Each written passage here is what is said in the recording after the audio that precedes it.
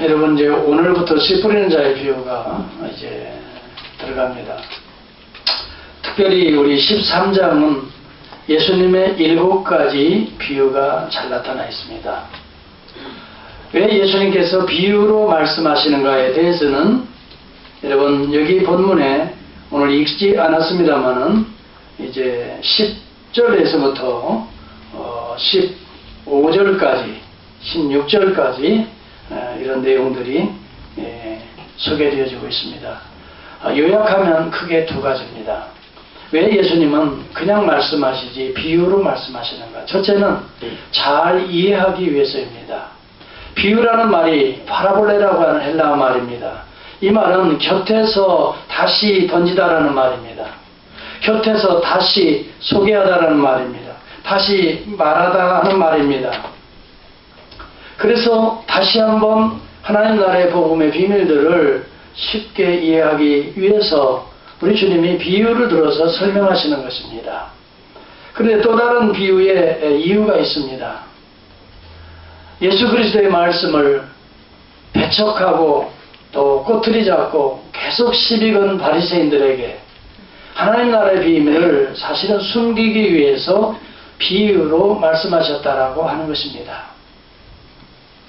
복음의 진리가 훼손당하지 않도록 하나님 나라의 복음의 이 비밀들이 유실되지 않도록 그들에게는 감추어 두시는 것입니다. 그러나 이 비유가 구원 얻을 하나님의 백성들에게는 좀 더 효과적으로 이해되기 위해서 열려 있는 것입니다. 그래서 이 비유를 통해서 들을 수 있는 자, 볼 수 있는 자는 복이 있도다라고 16절에 말씀하고 있습니다. 한번 여러분 16절을 보시고 이제 비유에 들어가도록 하겠습니다. 16절을 한번 보시기 바랍니다. 그러나 너희 눈은 봄으로 너희 귀는 들음으로 복이 있도다 그랬습니다. 예수 믿고 그리스도를 영접한 자들은 복이 있는 자이과 동시에 하나님의 말씀이 날마다 들려오는 자인 것입니다. 그리고 그 말씀이 사실은 생명의 씨앗이 되기 때문에 여러분이 알고 또 모르는 가운데 그 씨앗이 자라고 있는 것이에요. 그래서 사실은 우리가 설교자가 여러분을 자라게 하는 것이 아니라 씨앗 자체가 하나님의 살아있는 생명의 씨앗이기 때문에 하나님의 씨이기 때문에 살아있는 말씀의 씨이기 때문에 그 씨를 받아들이고 심기어진 심령들, 예수를 영접하고 말씀을 사모하는 심령들은 자라도록 되어 있다는 것입니다. 오늘 이 본문을 통해서 보면은 우리가 때때로 여러분 오해하는 경우가 많이 있습니다. 그래서 우리의 밭을 우리가 잘 가꾸고 또 우리가 이런 밭들을 잘 사실은 돌아보고 이래 하면 좋은 결실을 맺을 수 있지 않느냐라고 우리 자신이 마치 결실을 얻는 것처럼 오해할 수가 있는데 그렇지 않습니다. 우리가 노력해서 얻어지는 그러한 결실이 아닌 것입니다.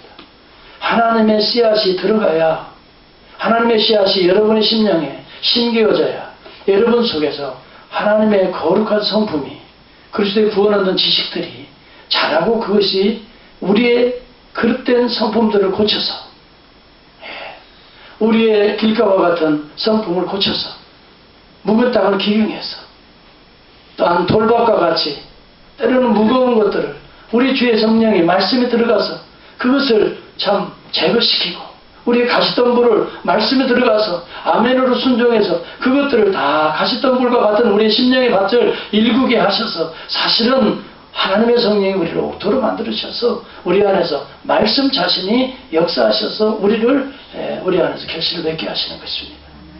이러한 은혜가 저와 여러분 가운데 넘치기를 주의 이름으로 축복합니다.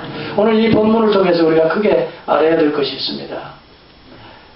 오늘 우리 주님이 씨 뿌리는 자라는 비유인 것입니다. 우리 주님이 친히 하나님 나라의 비밀을 뿌리는 자이셨습니다. 여러분 여기 본문에 보면은 우리가 읽은 내용에는 잘 나타나지 않습니다만은 여러분 한번 마태복음 오늘 13장 37절로 한번 넘어가 보시기 바랍니다. 한번 37절로 넘어가면 거기에 씨를 뿌리는 자가 누구인가가 우리 주님이 말씀했습니다.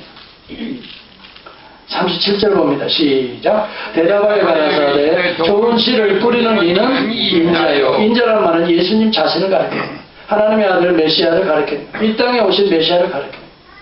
씨앗을 뿌리는 자는 인자, 예수님이 뿌리시는 것입니다. 그런데 예수님이 뿌리면서 낙심하지 않는다는 것을 가르쳐주고 있는 거예요. 사실은 예수님 씨앗을 누구에게든지 다 뿌리고 있다는 것을 보여주고 있는 거예요. 오늘도 복음의 편재성입니다. 하나님의 복음, 하나님 나라의 비밀은 누구에게든지 다 뿌려지고 있다는 거예요. 심지어는 길가와 같은 곳에서도 뿌려지고 있는 거예요. 또 돌짝밭과 같은 곳에서도 씨는 뿌려지고 있는 거예요. 그 다음에 가시덤불과 같은 그곳에서도 씨는 오늘 복음의 씨앗은 계속 뿌려지고 있는 거예요. 오늘 예수 그리스도가 이 땅에 오셔서 모든 자들에게 하나님 나라의 비밀을 선포하시고 알리시고 계시는 거예요. 예수 그리스도는 복음의 씨앗통을 들고 오늘도 복음을 또 하나님의 나라를 뿌리고 계시는 거고, 오늘 그리스도의 모습으로 오늘 교회를, 그의 백성들을 선택해서 오늘도 누구에게든지 복음의 씨앗을 뿌리는 자가 되라는 거예요. 사실은 그런 것이 교회라는 거죠. 여러분, 복음의 씨앗을 우리는 그래서 아무에게나 뿌리게 되는 것입니다. 복음이 때때로 길가와 같은 자에게, 또 때로는 돌밭과 같은 자들에게, 때로는 가시덤불과 같은 자들에게라 할지라도 낙심하지 않고 계속 우리 농부되는 우리 주님은 뿌리고 계시는 거예요. 이것을 첫 번째 우리에게 교훈하시는 거예요. 따라서 합시다. 누구에게든지 복음은 전파되어야 한다. 이것이 첫 번째 교훈입니다. 교회가 여러분 어느 누구를 대상으로서 복음을 전하는 것이 아닙니다. 누구에게든지 복음은 전파되어야 하는 것입니다. 여러분, 이 세상의 모든 자들에게, 기독교인들에게 복음이 전파되는 게 아닙니다. 모든 자들에게, 불교권에 있는 자들이든지 회교권에 있는 자들이든지 누구에게든지 남녀노소를 불문하고 어떤 상태에 있든지 복음은 전파되어야 될 것을 우리에게 말해주고 있는 것입니다. 교회는 그렇기 때문에 평등해야 합니다. 누구에게든지 하나님의 말씀을 나눠줘야 하고 그리스도의 사랑을 증거해야 하는 것입니다. 교회는, 이 한국교회 같은 경우는 요즘의 교회가 타락해서 그렇지요. 돈 좀 많이 내는 사람, 좀 더 배운 사람들, 어느 교회에 가보면 의사들만 이렇게 모여있는 곳이고, 어느 교회에 가보면 무슨 직업군이 있는, 형성되어 있는 곳이 있어요. 제가 목회했던 세인루이스에 어느 교회는 거의 의사들은 다 그리 모여요. 여러분, 교회는 의사들이 모이는 곳이 아니에요. 교회는 어떤 특별한 직업군이 형성되는 것이 아니에요. 누구든지 복음을 증거하고 복음을 받는 자들이 모여서 정말 옥도로 변화서 하나님의 나라의 결실을 얻는 것이 우리 교회가 되어야 될 줄을 믿습니다. 그래서 우리 모두는 누구에게든지 복음을 증거해야 합니다. 내가 같은 직업의 사람들을 꼭 데리고 오는 것이 아닙니다. 누구든지 불문하고 복음은 전해져야. 두 번째, 우리가 여기 본문이 말해주고 있는 건 하나님 나라의 현재성을 소개해주고 있습니다. 다시 말하면 씨앗이 떨어질 때에 어떤 밭이냐에 따라서 현재 즉시로 새들이 주워먹는 길가와 같은 경우가 있고, 또 잠깐 은혜를 받아요.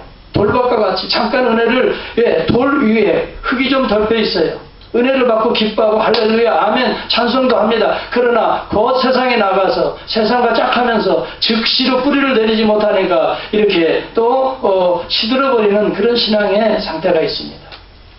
또한 가시덤불과 같이 때로는 깊이 같이 이렇게 뿌리를 내리면서 자라긴 자라요. 좀 더 자라게 됩니다. 자라는데 가시도 함께 자랍니다. 그러니까 이중적인 구조로 살아가는 모습을 보여주고 있는 거예요. 믿음도 자라는 것 같은데 세상적인 그런 것들도 계속 같이 자랍니다. 그러나 나중에는 세상적인 것을 꺾어내지 못했기 때문에 결국은 이 우리의 진정한 믿음이 소실되어 버리는 때가 올 수 있다는 것을 말해주고 있습니다. 또한 옥토에 바쳐서는 즉시로 마음으로 받아서, 부드러운 마음으로 받아서 결실을 얻는 것입니다.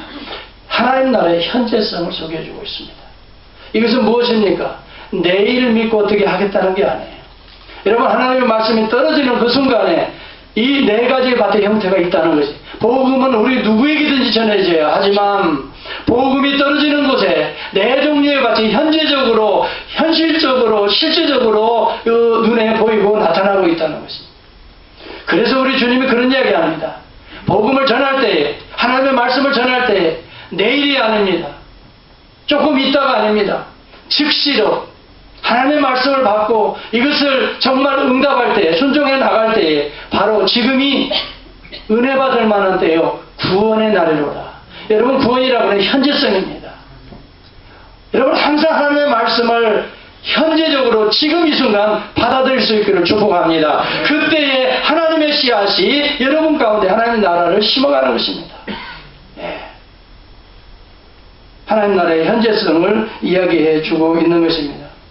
특별히 우리는 옛날에 그래요. 천국이라 하면은 항상 죽어서 가는 것으로 오해를 합니다. 근데 한국 사람들은 특히 그럽니다. 그 이유가 있습니다. 1907년도에 평양에 대부흥운동이 일어나요. 그때 주로 강조했던 것이 천국입니다. 왜냐하면 그때 일제에 너무 강력한 탄압 가운데 있었지 않습니까? 그렇기 때문에 예수 믿는다고 잡아서 특히 신사참배를 반대하면서 잡아가는 사람들은 무조건 죽음을 경험해야 됩니다.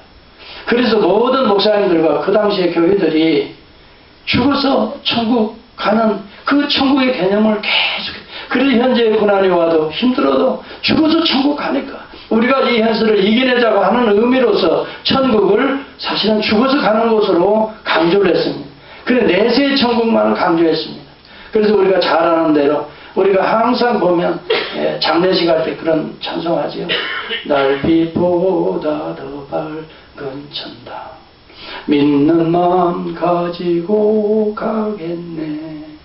믿는 자 위에 서 있을 곳.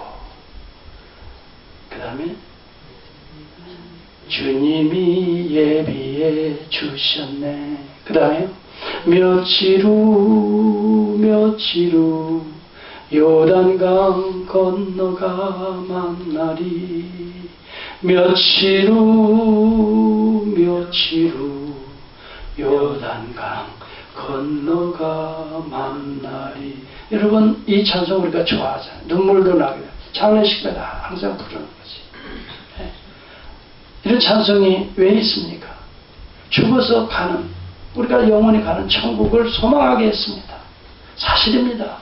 우리 죽어서 들어가는 천국이 있습니다. 그러나 우리 주님은 지금 이 비유를 말씀하실 때 죽어서 가는 천국을 이야기하는 게 아닙니다. 현재 우리 안에 이루어지는 하나님 나라의 현재성을 얘기해 주고 있습니다. 오늘 이 시간 하나님의 말씀을 받아들이고 그리스도를 주로 영접하고 주님의 말씀대로 순종하고 작정하고 나아가는 바로 그 순간에 천국이 이미 너희 마음 가운데 심겨져 있다는 것을 강조하는 것입니다. 그래서 30배, 60배, 100배의 결실을 지금 얻는다는 것입니다. 그러나 지금 길가와 같은 밭이 되어서 영접하지 아니하고 그리스도의 복음을 배척하고 우리가 세상적인 것에 재리와 염려 때문에 이 말씀이 들어오지 않을 때는 이미 그 순간에 정말 하나님의 나라가 심겨지지 못한다는 것입니다. 사랑하는 성도 여러분, 하나님의 나라가 날마다 말씀을 받아들이는 그 순간에 하나님의 나라는 심겨지고 자라가고 열매 맺고 있다는 사실을 여러분은 확실히 믿어야 될 줄을 압니다. 하나님의 말씀이 심겨지는 그 순간에 천국은 그것이 자라가는 것이죠. 그래서 영원한 나라로 들어가게 되는 거지요. 육체와 영혼이 분리될 때. 여러분, 우리 죽어서 가는 곳만이 천국이 아니라 오늘 내가 예수 그리스도의 복음을 받아들이고 우리 주님과 동행하는 그 순간, 바로 이 순간, 이 자리가 여러분의 심령이 하나님의 나라 천국이 이루어진 것을 믿으시기 바랍니다. 이것을 하나님의 씨라고 말했던 것입니다. 여러분, 우리가 구원받은 것이 하나님의 씨로 말미암았다 그랬어요. 이 하나님의 씨는 살아있기 때문에 오늘 현재적으로 우리가 구원을 얻을 수 있게 되는 것입니다. 사랑하는 성도 여러분, 하나님 나라의 현재성을 날마다 고백하면서 사셔야 합니다. 오늘 내가 하나님 말씀대로 순종해야 내 안에 하나님의 나라가 심겨지고 하나님의 나라가 자란다. 그리고 결실을 맺게 된다. 예. 이런 믿음으로 매 순간 죽어서 천국 가는 것이 아니라 우리 교회는 살아서 여러분의 가정에서, 오늘 직장에서, 여러분이 일하는 사업터에서, 공부하는 현장에서 천국을 이루어갈 수 있기를 축복합니다. 천국은 죽어서 가는 것이 아니라고 말할 수는 없죠. 죽어서 갑니다. 그렇지만 그것은 완성으로 들어가는 것이지 이 땅에서 이미 시작되었다는 것입니다. 저는 이것을 말해드리고 싶은 거예요. 유명한 신학자 존 스타드가 그런 얘기합니다. 천국은 already 이미도 시작되었거니와 not yet 아직 완성되지 않은 곳으로 찾아가고 있다. 그러므로 오늘 교회와 성도는 already와 not yet의 사이에서 긴장관계를 가지고 오늘도 씨앗을 뿌리고 가꾸고 자라가는 것이 성도의 삶이다 이렇게 말했습니다. 이해가 갑니까? 영어를 제가 좀 써가지고 잘 모르셨어요? 그래서 이 already and not yet이라고 하는 이 용어가 신학적으로 신학에 대단히 중요합니다. 네. 이 이야기는 이미 성경신학자인 헤르만 리들보스가 이야기한 이야기들인데 이것을 좀 더 개발시켜서 적용한 분이 존 스타트예요. 저는 그분의 그 강의를 들으면서 얼마나 재미있게 이야기를 들었는지 몰라요. 또 느꼈는지 몰라요. 야, 그렇다. 우리 한국 신학을 공부하고 저도 미국에 왔잖아요. 한국의 목사님들, 특히 신학자들은 거의 죽어서 가는 천국만을 천국으로 생각했어요. 그래서 지금 우리는 너무나 현실에서 이루어지는 하나님의 나라를 상실하고 살아가는 거예요. 이게 얼마나 비극이에요. 하나님의 나라가 오늘 믿고 영접하는 자에게 오늘 말씀을 사랑하고 주를 사랑하는 여러분 중에 지금 시작되고 있는데 이것을 모른다는 거예요. 죽어서만 가는 거예요. 이것처럼 비극이 어디 있어요. 여러분 하나님의 나라에 이미 더 백성된 것을 믿으십니까? 이 하나님의 나라를 천국이라고 말하는 거예요. Kingdom of Heaven와 Kingdom of God. 하나님의 나라와 천국, 하늘의 나라. 이 하늘의 나라는 하늘에서 이루어지는 것이 아니라 이미 예수 믿는 순간 땅에서도 이루어진 줄을 믿습니다. 우리 주님이 기도를 그렇게 가르쳐 주고 있지 않습니까? 천국은 지금 들어가야 되는 거예요. 할렐루야. 죽어서 가는 게 아니에요. 천국은 지금 내 안에서 이루어져야 되고 잘해야 되고 여러분 이 안에서 열매 맺어야 되는 거예요. 그러다가 영원한 완성된 그의 나라로 이제 컨슈메이션으로 들어가게 되는 거죠. 여러분 그러면 하나님의 나라라고 할 때에 천국이 우리 안에 심겨진다고 할 때 이것은 하나님의 통치를 받는 것을 의미하는 것입니다. 여러분 나라라고 할 때는 주권자가 있고 통치를 받는 백성이 있고 또 그의 법과 또 그의 영역이 있는 것입니다. 여러분 우리는 하나님의 나라라고 할 때 하나님의 통치자인 왕이십니다. 우리 주 예수 그리스도가 왕이십니다. 영적으로 우리를 다스리시는 것입니다. 그의 영과 말씀으로 우리를 다스릴 때 아멘 하고 받아들이는 그가 하나님의 나라의 백성이 되는 줄을 믿습니다. 그리고 그를 따르고 그를 경배하는 것입니다. 그러면 그 왕이 백성들을 평안하게 먹을 양식들을 평안한 땅들을 제공하듯이 하나님의 나라의 영역들을 제공합니다. 하나님 나라의 비밀스러운 축복들을 다 제공하게 되는 것입니다. 이것이 이 땅에서 우리가 누릴 하나님의 나라의 백성의 축복인 것입니다. 그 다음에 우리가 하나 더 알아야 될 것이 있습니다. 오늘은 세례식도 하고 또 성찬식도 했으니까 사실은 짧게 오늘 끝나야죠. 설교가. 지난 주일에 보니까 거의 50분 가까이 설교를 했더라고요. 제가 그래서 참 회개를 좀 했습니다. 이래가지고 교인들이 오겠나. 정말 30분에도 다들 현대인들은 들썩들썩하고 시계 보는 판인데 50분 하고 있으니 그래서 제가 회개를 좀 하고 주님 핵심적인 걸 간단하고 빨리 끝나게 해주세요. 그렇게 기도하고 왔는데 마지막 하나 더 말씀을 드립니다. 하나님 나라의 점진성을 얘기해 주는 것이 오늘 이 씨 뿌리는 비유의 핵심입니다. 길가와 같이 사단이 주워먹는다고 해서 낙심하지 말라는 것입니다. 돌짝밭에도 뿌려지게 된다는 겁니다. 다시 말하면 돌 위에 떨어진다는 게 아닙니다. 밭이 있는데 거의 자갈밭이 대부분이고 거기에 흙들이 있는 것을 말하는 겁니다. 바위 위에다가 누가 씨를 뿌리겠습니까? 바위들이 많은 바위산 있잖아요. 8번 가다 보면 거기다가 어떤 농부가 뿌립니까? 그렇지 않아요. 흙으로 다 이렇게 됐는데 사실 흙을 파보니까 거기가 전부 다 무슨 덩어리예요? 돌덩어리들이에요. 그게 바로 여기 보면은 돌밭이라는 거예요. 밭은 밭이에요. 흙들이 있어요. 그렇지만 이게 밑에는 뭐가 있어요? 돌들이 있어요. 그러니까 뿌리를 내리지 못하는 거예요. 길가는요 아예 단단하기 때문에 씨가 박히지 못해요. 그래서 사단이 주워먹는 거예요. 이것은 바리새인들을 특별히 상징했어요. 내가 복음을 전하고 하지만 바리새인들이 배척하고 있지 않느냐, 그걸 사실 비유하는 거예요. 그들 모르게, 그들 모르게, 바리새인들 모르게. 그렇지만 너희들은 알고 있어라. 그렇다고 낙심하지 마라. 그건 당연한 거다. 사탄의 자식들이라 이 말이에요. 그게 사탄의 자식들이라. 너희가 내 말을 듣지 아니하는 것은 누구라고 그랬어요? 너희가 내 양이 아니기 때문에 듣지 아니한다. 너희는 너희 아비 사탄에게서 난나니 그랬어요. 이게 이게 길가인 거예요. 사단에게서 난 자들, 사단의 영향하에 있는 자들은 절대 하나님의 말씀을 들을 수가 없는 거예요. 당시의 바리새인들이.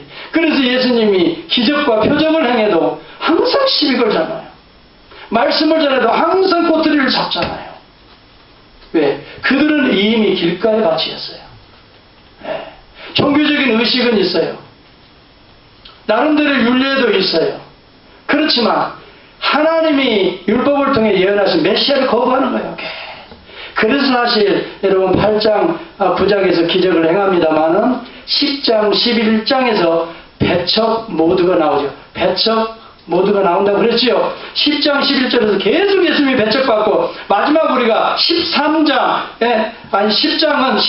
예수님의 제자들을 파송하는데 11장 12장에서 계속 배척 모티프라고 그랬어요. 배척이라는 주제예요. 11장 12장은.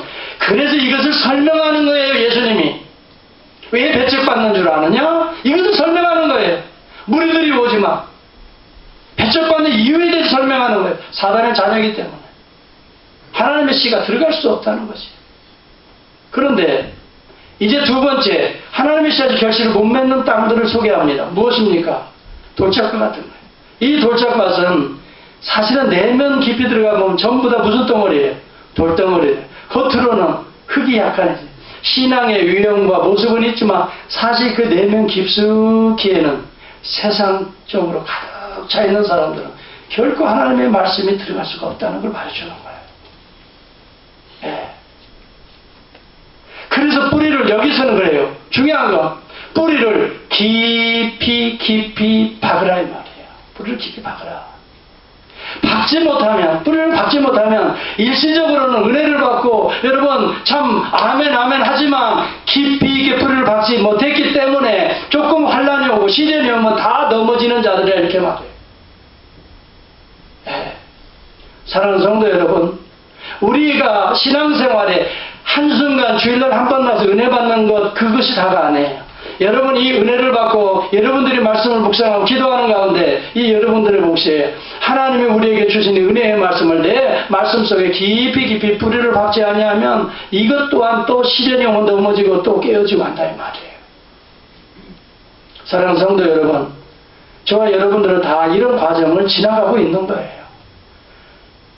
길가와 같이 때로는 우리가 주님을 배척한 때가 있어요. 그러면 주의 은혜로, 하나님의 은혜로 구속함을 받았어요. 선택함을 받았어요. 처음에 교회를 나왔어요. 그렇지만 때로는 은혜도 받아요. 좋아요. 아멘도 해요. 그런데 우리가 깊이 뿌리를 내리지 못해서 실족하는 경우도 있어요, 없어요? 있어요. 그렇다고 낙심하지 마시기 바랍니다. 이게 점진성입니다. 길가보다는 그래도 돌짝밭. 그 다음에 무슨 밭이죠? 가시떨기 밭이에요. 이것은 옥토 비슷한 곳입니다. 왜? 가시떨기가 자란다는 것은 아주 습도가 그 안에 풍성한 옥토가 있다는 뜻입니다. 그런데 문제는 가시떨기입니다. 두 주인을 섬기는 모습을 상징한다고 키스마크는 해석을 했어요. 우리가 주 예수 그리스도 참 주님 말씀대로 살고 싶지만 또 세상도 맛보고 싶은 거예요. 두 주인을 섬길 수 없다라고 말합니다. 나중에는 세상이 당신들을 잡아먹을 것이다라고만, 그래서 기운을 영적 기운을 막아버릴 것이다라고 성경은 해석했습니다. 그래서 성경은 말합니다. 재리의 유혹이란 말을 썼습니다. 그렇죠? 염려와 재리의 유혹, 세상의 염려라고 했습니다. 내가 무엇을 더 마실까? 무엇을 더 먹을까? 어떻게 내가 더 명예를 취할까? 세상적인, 다시 말하면 우리는 세상으로부터 부름을 받았는데 여전히 애굽의 고깃가마를 생각하는 자들이 있다면 이것은 가시떨기와 같다는 것이에요. 항상 우리의 마음속에는 세상으로부터 우리는 부름을 받았다는 거예요. 더 이상 세상으로 가서 살지만 세상에 속한 자가 아니라 세상에 파송받은 자가 될 수 있기를 주의 이름으로 축복합니다. 이것이 진정한 그리스도인들인 것입니다. 여러분이 세상 사람들과 동일하게, 저와 여러분이 세상 사람과 동일한 가치관을 가지고 살아간다면 우리는 두 주인을 섬기는 것입니다. 아닙니다. 세상에 대해서는 내가 죽어야 될 줄을 믿습니다. 십자가 앞에 죽어야 되는 것입니다. 그리고 그리스도에 대해서는 살아야 될 줄을 믿습니다. 한 주인을 섬겨야 되는 것입니다. 그것이 옥토인 것입니다. 이거 보십시오.